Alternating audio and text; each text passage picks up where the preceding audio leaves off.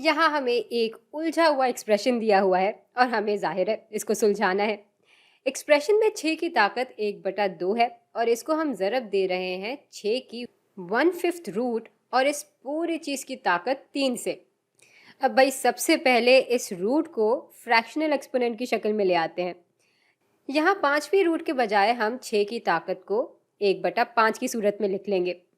इस पूरी चीज़ की ताकत अभी भी 3 ही रहेगी और हम इसको अभी भी 6 की ताकत 1/2 से ही ज़रब दे रहे होंगे। अच्छा, अब इन ताकतों को हम आपस में ज़रब भी दे सकते हैं।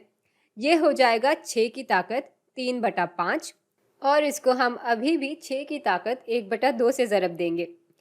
अच्छा, अब यहाँ एक और एक्सपोनेंशियल प्रॉपर्टी लगाई जा सकती है। जब दो एक जैसी बेसिस को आपस में हम ज़रब दे रहे होते हैं तो हम उनकी ताकतों को जमा भी कर सकते हैं।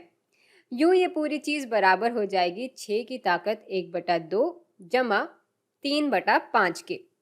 अब इनको आपस में जमा करने के लिए इनके डिनोमिनेटर्स को हमें एक जैसा करना होगा। तो डिनोमिनेटर्स को एक जैसा करने के लिए हम इस फ्रैक्शन के न्यूमरेटर को भी 5 से ज़रब दे देंगे और डिनोमिनेटर को भी। और इस फ्रैक्शन के न्यूमरेटर और डिनोमिनेटर दोनों को ही हम 2 से ज़रब दे देंगे। इस तरह ये बराबर हो जाएगा 5/10 के और ये बराबर हो जाएगा 6/10 के। भाई ऐसा करने से हमें एक जैसे डिनोमिनेटर्स भी मिल गए और इस एक्सप्रेशन की कदर में भी कोई तब्दीली नहीं आई। आप चाहें तो इसको हल करके देख सकते हैं, हमें फिर से यही चीज़ मिल जाएगी।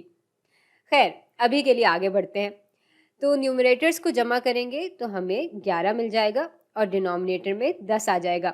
यानी ये पूरी चीज़ बराबर आ जाएगी 6 की ताकत 11/10 के।